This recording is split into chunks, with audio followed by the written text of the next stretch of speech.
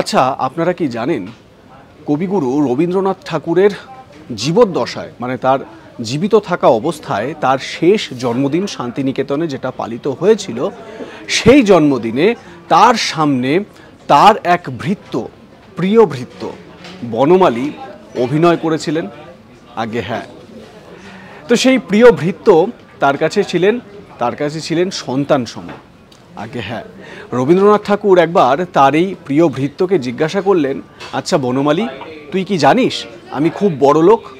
বনমালী বললে, জানি বাবা মশাই।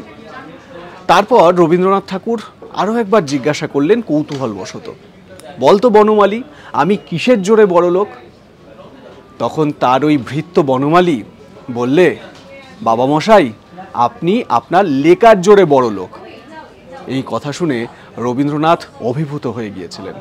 এই বনমালী তার কাছে তার সন্তান সম ছিল এবং এই বনমালীর সার্বিক খোঁজ খবর রাখতেন তিনি, তার পরিবারের সমস্ত বিষয়ে তিনি সব কিছুতে খোঁজ খবর নিতেন। ইন্টারেস্টিং না?